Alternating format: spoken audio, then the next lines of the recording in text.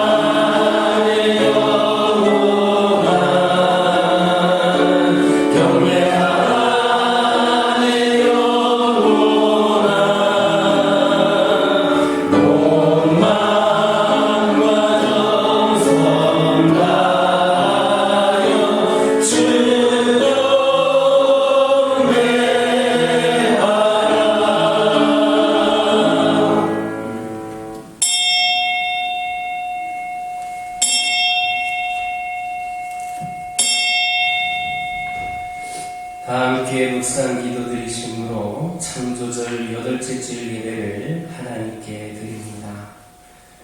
주 여호와께서 이 뼈들에게 이같이 말씀하시기를 내가 생기를 너에게 들어가게 하리니 너희가 살아나리라. 아멘.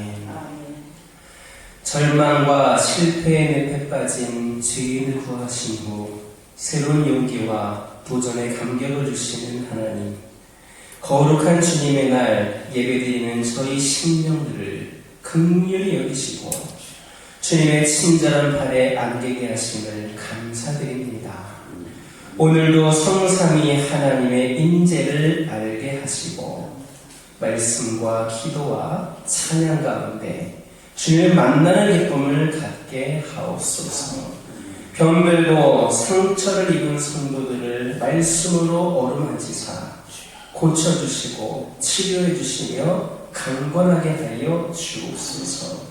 예수 그리스도의 이름으로 기원하옵나이다. 모든 것을 멈추고 찬양하겠습니다.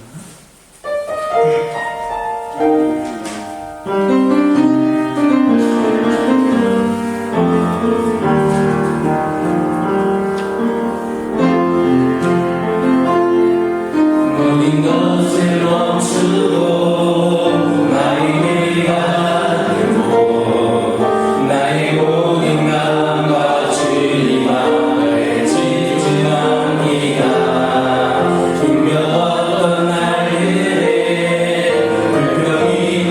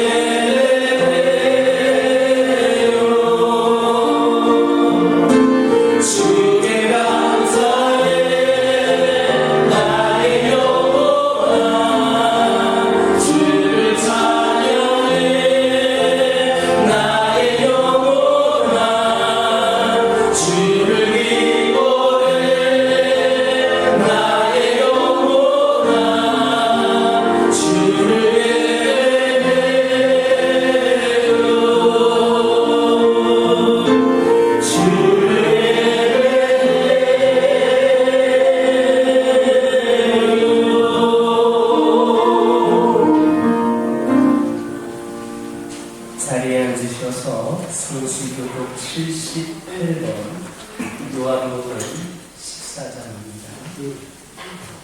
성수교독 78번 요한복음 14장입니다.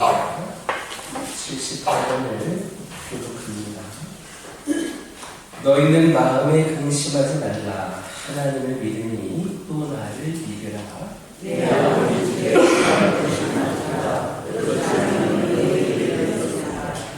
내가 너희를 위하여 거처를 예비하러 가노니 가서 너희를 위하여 거처를 예비하면 내가 다시 와서 너희를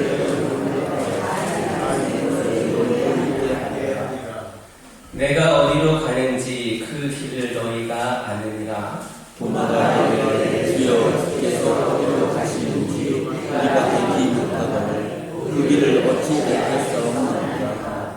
예수께서 이르시되 내가 곧 길이요 진리요 생명이니 나로 말미암지 않고는 아버지께로 올 자가 없느니라. 사도신경으로 신앙 고백하십니다.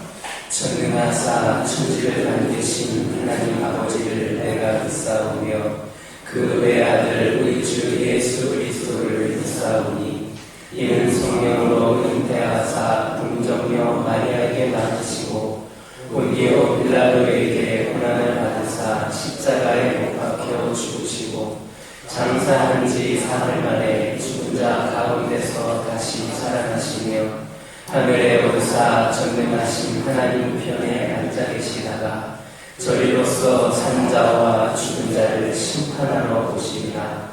성령을 믿사오며 거룩한 공예와 성도가 서로 교통하는 것과 죄를 사하여 주시는 것과 몸이 다시 사는 것과 영원히 사는 것을 믿사옵나이다. 찬송 28장입니다.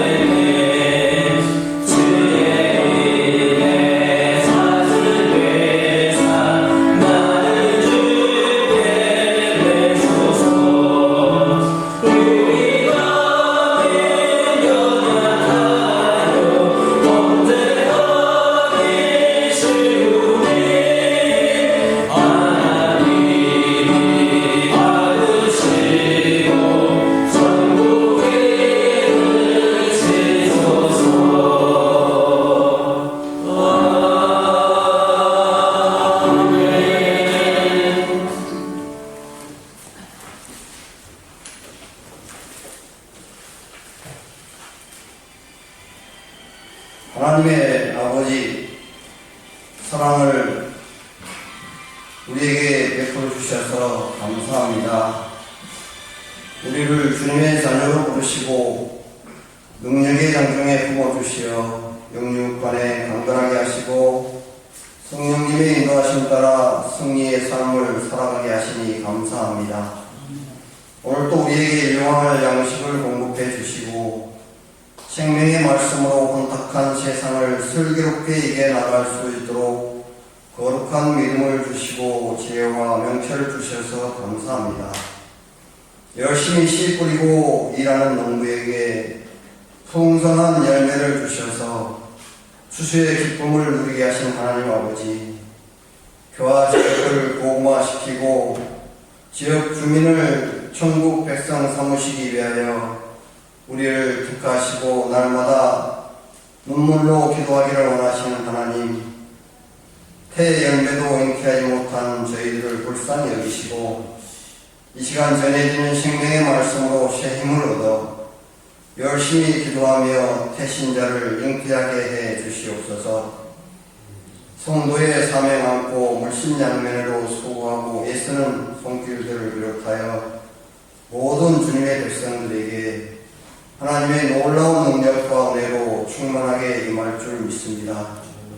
하나님 아버지의 사랑과 능력을 힘입어 창조 사역을 열심히 감당해온 모든 성도가 계획하고 준비한 사역에 오직 예수 사랑의 안에서 이루어지게 하시옵소서. 우리를 통하여 영광 받으시기를 원하시는 하나님 아버지, 전국 방방곡곡에서 열심히 복음 사역을 감당하는 주의 백성들이 함께 하나님을 찬양하며 힘들고 어려운 선교의 사명을 감당하고자 할 때 좋은 여건을 허락하여 주셔서 오고 가는 발걸음이 복되게 하시고 은혜가 풍성한 생명 나는 공동체가 되도록 인도해 주시옵소서.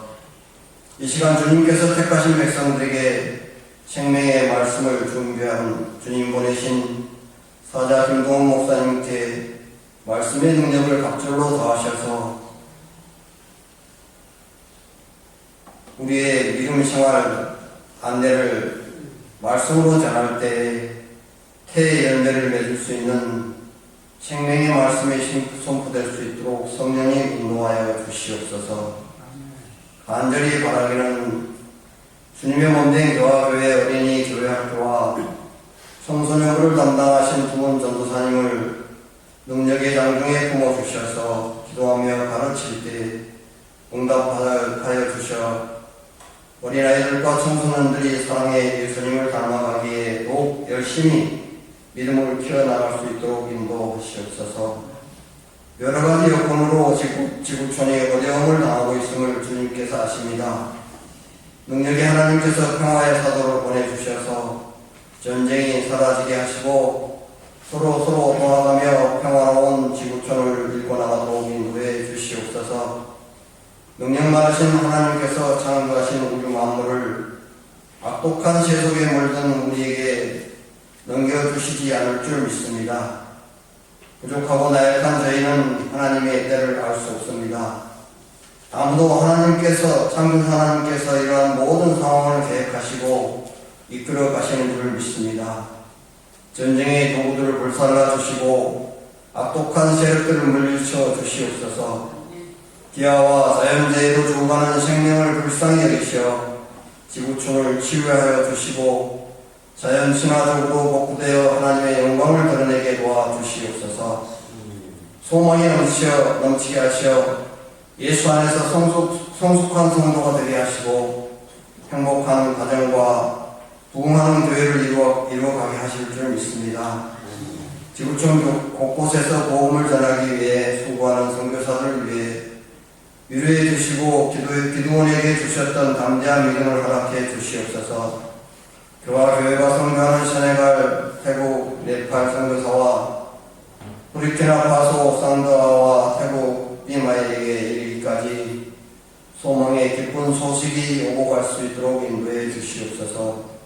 우리를 죄악 가운데서 구원해 주시고 영적 타락을 막아내는 거룩한 성령의 능력으로 회복을 넘어 부흥의 은혜가 차고 넘치는 교회가 되기를 원하셔서 택하시고 이끌어주신 창조주 하나님 아버지의 거룩하신 복생자 예수 그리스도의 이름으로 기도하옵나이다.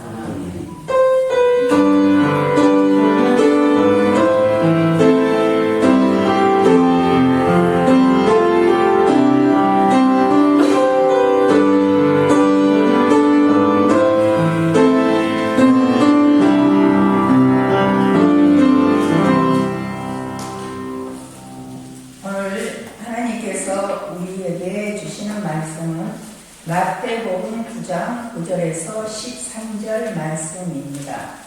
마태복음 9장 9절에서 13절 말씀입니다.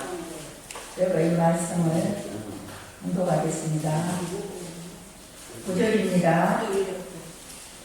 예수께서 그곳을 떠나 지나가시다가 마태라는 사람이 세간에 앉아 있는 것을 보시고 이르시되 나를 따르라 하시니 일어나 따르니라. 예수께서 마태의 집에서 앉아 음식을 잡수실 때에 많은 세리와 죄인들이 와서 예수와 그의 제자들과 함께 앉았더니 바리새인들이 보고 그의 제자들에게 이르되 어찌하여 너희 선생은 세리와 죄인들과 함께 잡수시느냐. 예수께서 들으시고 이르시되 건강한 자에게는 의사가 쓸데없고 병든 자에게야 쓸데있느니라. 너희는 가서 내가 긍휼을 원하고 제사를 원하지 아니하노라 하신 뜻이 무엇인지 배우라. 나는 의인을 부르러 온 것이 아니요 죄인을 부르러 왔노라 하시니라. 아멘.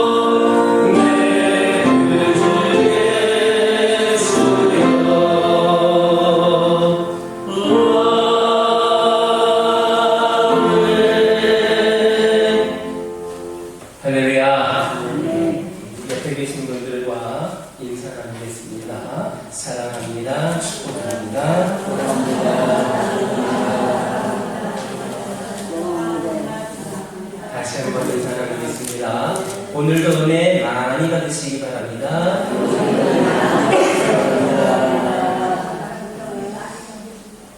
할렐루야.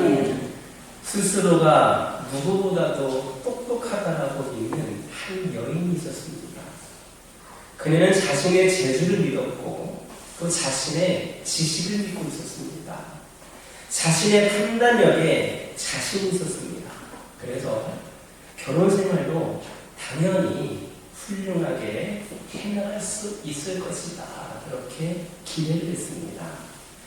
그러나 그녀의 생활은 그리 평탄하지 못했습니다. 그녀는 3번이나 결혼을 해야 했고 또 마지막 결혼도 실패하고 말았습니다. 이제 그녀는 자신의 생을 돌이켜보면서 말을 합니다.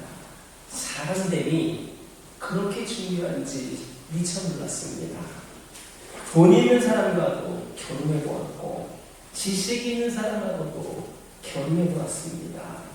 많은 사람부터 추앙받는 사람과도 결혼해보았습니다. 그러나 그 모든 것이 아무 의미가 없었습니다. 중요한 것은 사람의 됨됨이었습니다. 그런데 저는 그것을 미처 깨닫지 못했었습니다. 여러분, 돈이 있다고 인격이 달라지는 것 아닙니다. 지식이 있다고 사람이 달라지지 않습니다.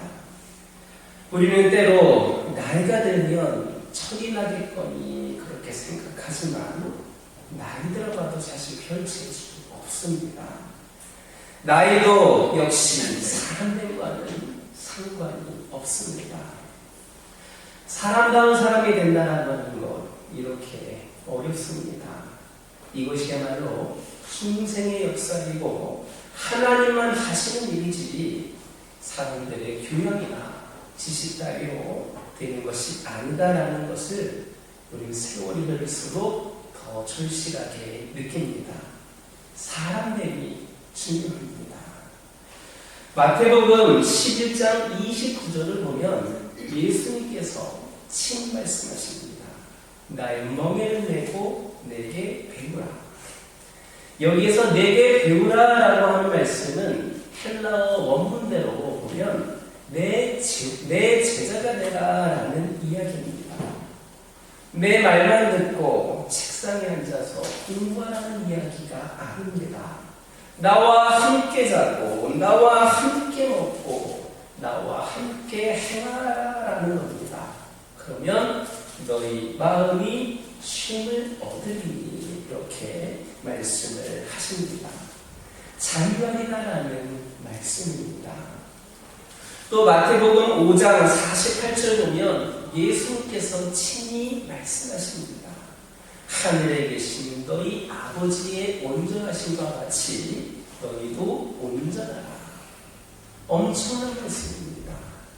우리가 사람을 본받기도 어려운데 어찌 하늘 아버지처럼 온전하라 이렇게 말씀을 하십니까? 그러나 분명히 알아야 됩니다. 인간의 이상의 기준, 우리가 목표를 세우고 닮아가고 그렇게 삶을 살아가는 그 목표 기준은 하나님께 있는 것이지 사람에게 있는 게 아닙니다. 하나님의 형상에 있는 겁니다. 그 높은 차원에 있습니다. 따라서 이 말씀의 뜻은 이렇습니다. 사람이 하나님처럼 되는 것이 아니라 단지 어느 부분에 있어서 하나님을 닮아야 된다라는 겁니다. 하늘 아버지께서는 악한 자의 밭에도 비를 내리시고 선한 자의 밭에도 비를 내리십니다. 그러므로 하늘 아버지의 온전하신 같이 너희도 온전하라. 바로 그 마음, 그 아버지의 마음을 닮으라라는 말씀입니다. 오늘 본문 말씀을 보면 우리는 예수님의 사람됨을 볼 수 있습니다. 예수님께서는 세관에 앉아서 세금을 받고 있는 세리 마태를 제자로 부르셨습니다. 세리는 유대 사람들로부터 세금을 징수해서 로마 사람들에게 가져다 바치는 사람입니다. 유대 사람으로서 같은 유대 사람에게서 세금을 강제 징수하고 있는 터라 사람들로부터 멸시를 받고 반민족주의자라는 지탄을 받아왔습니다.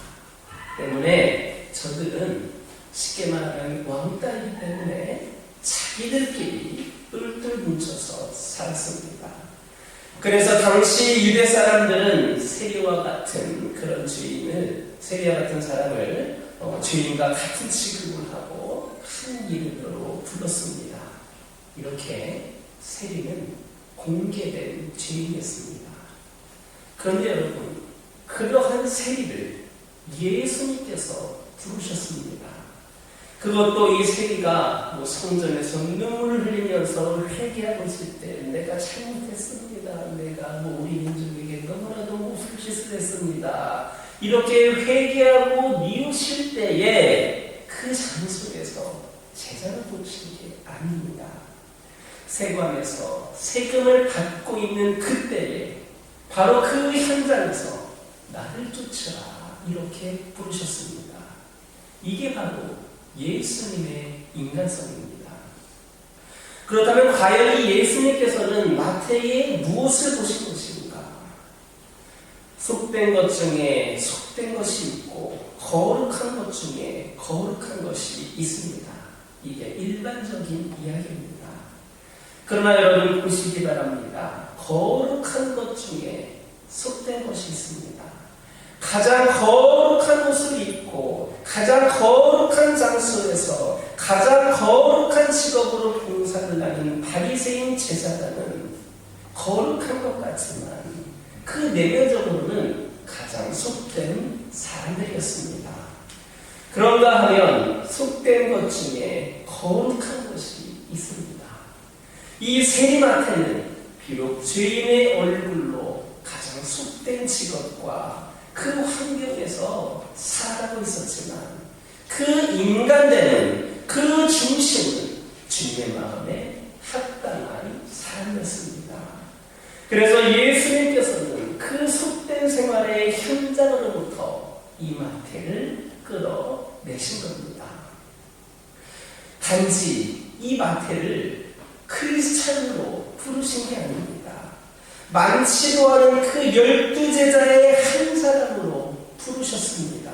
이것은 굉장한 이야기입니다. 이 사건으로 인하여서 예수님은 비난을 받으셔야 했습니다. 왜 하필이면 저런 사람을 제자로 삼는가? 있을 수 없는 일이다.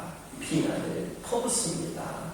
반면에 주님께 부르심을 입어 주님의 제자가 된 이 마태는 너무나도 감격하여서 자기 집에서 잔치를 열었습니다. 많은 손님들을 초대했습니다. 그 손님들 역시 세리들입니다. 세리이니까 세리밖에 친구가 없었습니다. 마태는 그 은혜에 대한 감격과 감사의 마음에서 이 같은 시간을 가지게 된 겁니다. 여러분, 예수님께서 가장 사랑하신 자, 예수님의 사랑을 가장 많이 받은 자는 누구라고 생각하십니까? 창녀 출신의 막달라 마리아 아닙니까? 마리아는 세상에 다 아는 더러운 여자였습니다. 그러나 예수님께서는 그녀를 긍휼히 여기셨고 그녀를 사랑하셨습니다. 예수님께서 부활하신 다음에 그 거룩한 몸을 맨 먼저 보이신 자가 바로 막달라 마리아입니다. 부활의 첫 증인이 막달라 마리아입니다. 이게 바로 예수님의 인간성입니다. 예수님께서는 그 중심을 보십니다. 외형이라든지 신분을 보시지 않습니다. 그 과거를 보시지도 않습니다. 깨끗한 진실과 믿음 그 하나만을 보십니다. 그렇기 때문에 막달라 마리아를 사랑하신 겁니다. 마찬가지로 마태도 사랑하십니다. 예수님의 긍휼히 여기심과 크신 사랑을 받은 마태가 어찌 잔치를 버리지 않을 수 있겠습니까? 감격해서 잔치를 벌입니다. 예수님께서는 여기에 초대를 받으시고 흔쾌히 응하셨습니다. 이것은 어떤 환자를 고쳐주었다든가 어떤 사람을 구제해 주었다든가 하는 이야기와는 차원이 다릅니다.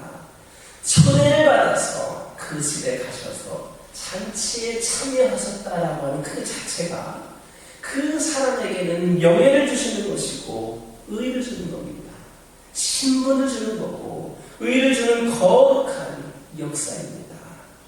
이로써 예수님께서는 죄인의 친구다라고 하는 좋지 않은 이름을 평생토록 달고 살아가시게 되었습니다.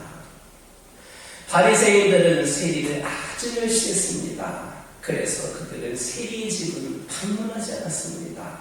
어떤 사정이 있어도 그들에게 도움을 구하지를 않았습니다. 함께 음식을 먹지 않았고 선물을 줘도 받지 않았습니다. 아무리 내가 공공한 처지에 있다 하더라도 자녀들을 세리에게 맡기지 않았습니다. 이게 바로 바리새인입니다. 이것은 당연한 일이고 그렇게 해야 의롭다고 그들은 생각을 했습니다. 그런데 예수님께서는 세리인 마태의 집에 가셔서 음식을 함께 나누셨습니다. 이것이 예수 그리스도의 인간성입니다. 우리는 본문 말씀을 통하여서 긍휼히 베푸시는 예수님의 모습을 볼 수 있습니다. 어찌 보면 이 긍휼이라고 하는 것이 예수님의 그 인간성을 단적으로 증거하는 것이다 할 수 있습니다. 성경을 보면 이 긍휼이라고 하는 말이 다양하게 나타나 있습니다. 먼저 구약 성경을 보면 긍휼이라고 하는 의미를 가진 히브리어가 라하임이라는 단어입니다. 가장 빈번히 사용되는 단어입니다. 일반적으로 불쌍히 여긴다라는 뜻을 담고 있습니다.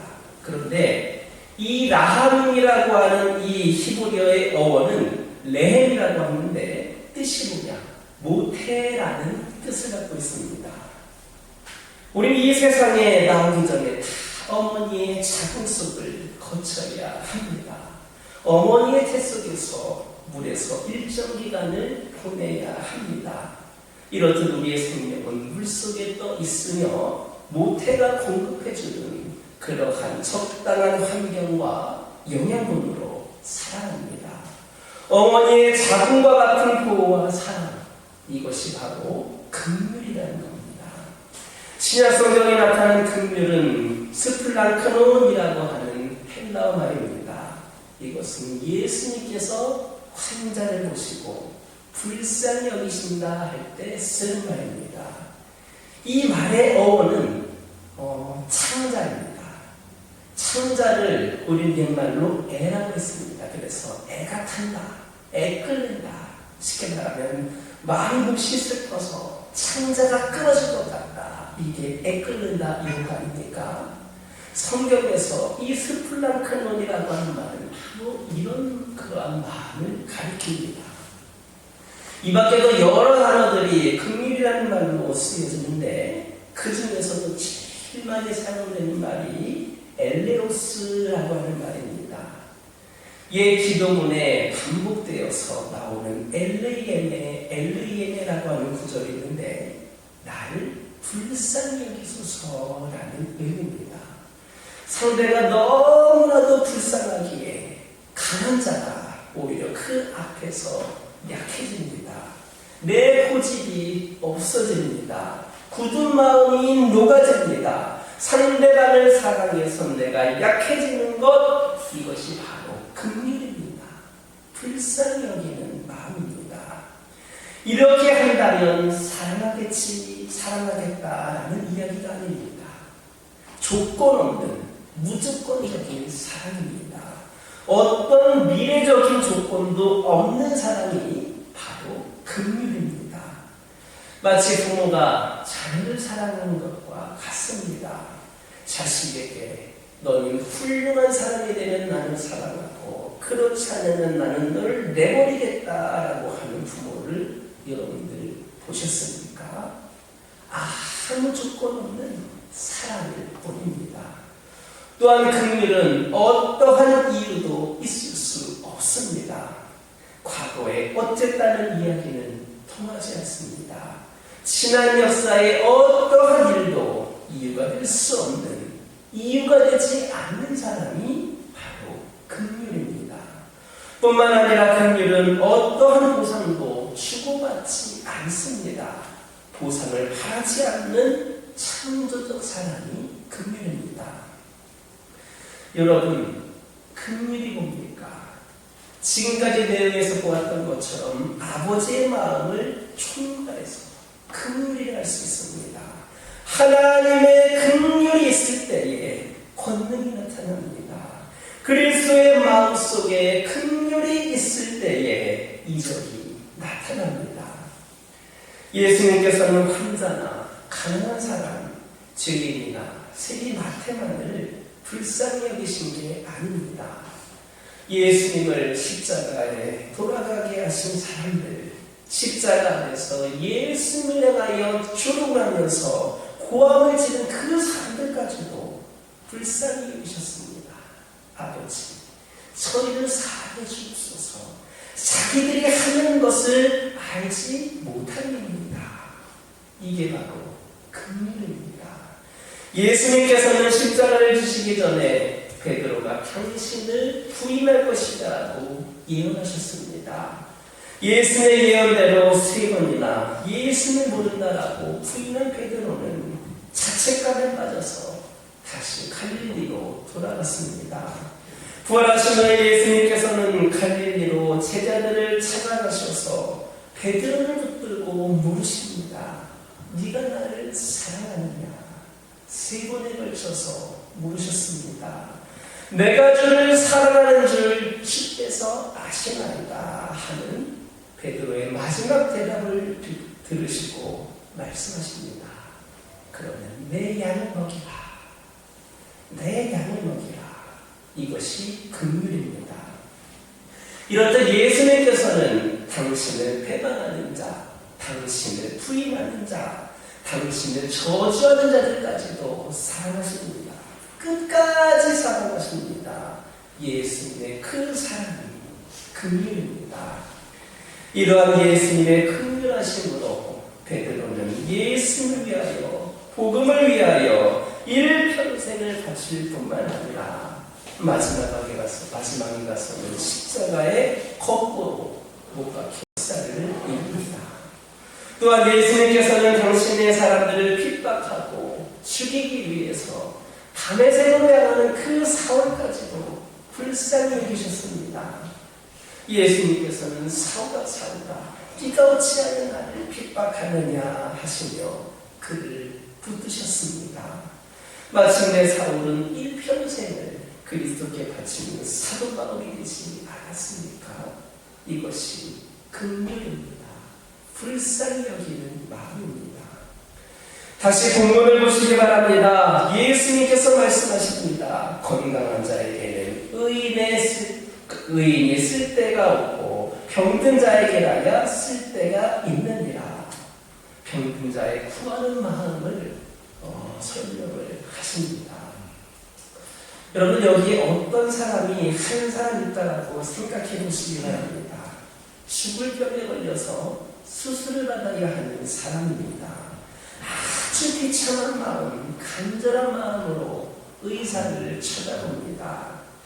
의사들은 이럴 때에 제일 괴롭다고 합니다.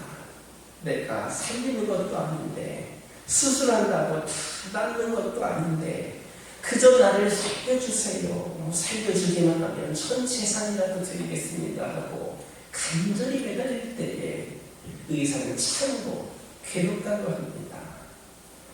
여러분, 바로 이런 마음이 중요합니다. 환자가 되어서 의사에게 생명을 부탁하는 그 마음이 바로 긍휼을 구하는 마음입니다. 물론 의사도 이 환자를 도와주고 싶습니다. 있는 재주를 다해서 이 사람을 살려주고 싶습니다. 이 마음도 긍휼입니다. 그러나 환자나 의사, 이 두 사람 다 자기 힘으로 어찌할 수 없습니다. 구하는 사람이나 베푸는 사람이나 최선을 다하고 수고한 뒤에는 하나님께 의지해야 됩니다. 하나님, 불쌍히 여겨주십시오. 하나님께서는 우리가 이런 마음으로 살아가기를 원하십니다. 하나님께서 우리에게 거듭 긍휼을 가르치시는 이유가 바로 이 때문입니다.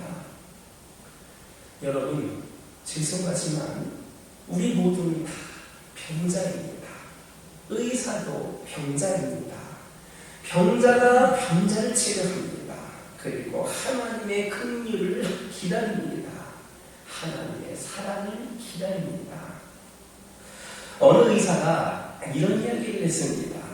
제가 수술을 하고 바늘로 꿰매는 놓지만 이 살을 자연스럽게 붙게 하는 것은 하나님께서 하시는 일입니다.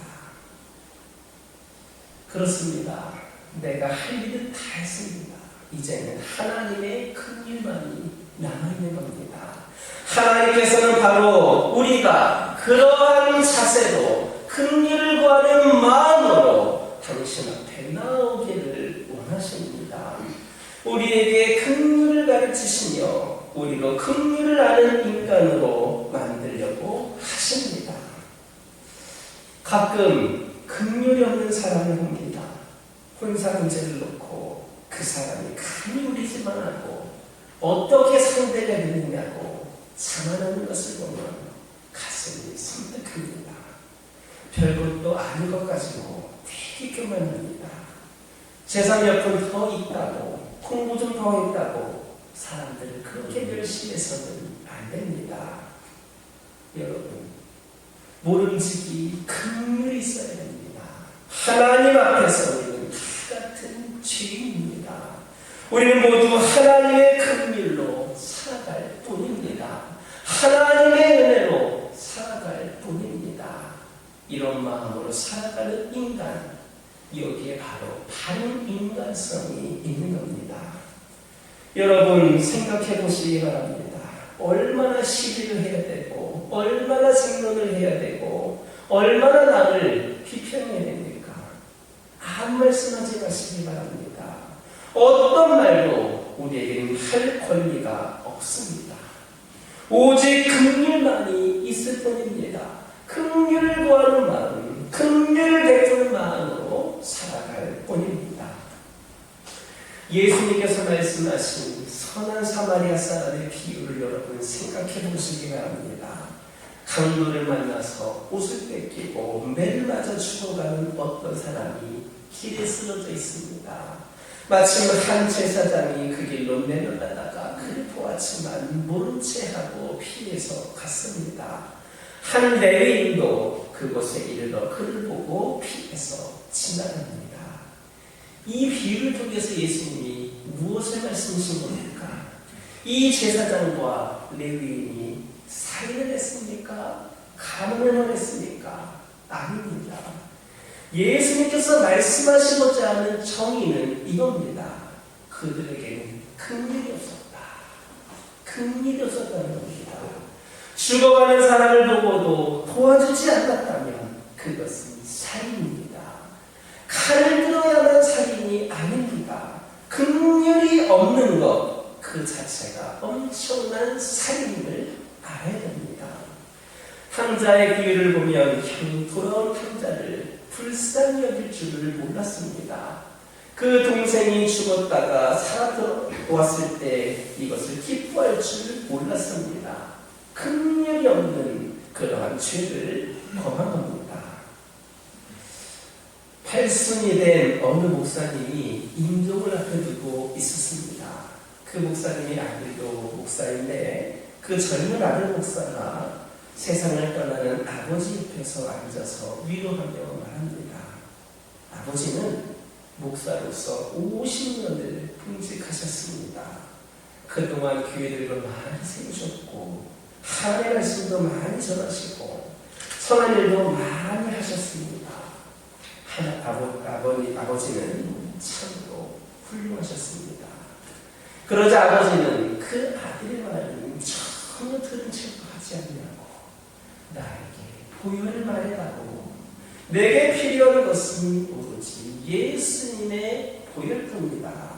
예수님의 긍휼 그것만 말해다오 하면서 부탁을 하셨다는 겁니다. 여러분 우리가 세상에 떠날 때에 마지막으로 들어야 될 말은 무엇입니까? 우리가 구해야 될 것은 무엇입니까? 하나님의 긍휼입니다. 그것 외에 우리가 무엇을 더 바라겠습니까?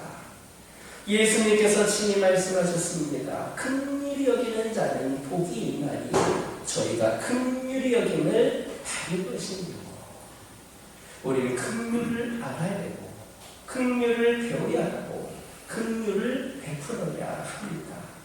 이것이 하나님께 가까이 가는 길이요 참 인간으로 사는 길임을 깨닫는 저와 여러분 되기를 주님의 이름으로 축원합니다. 기도하겠습니다.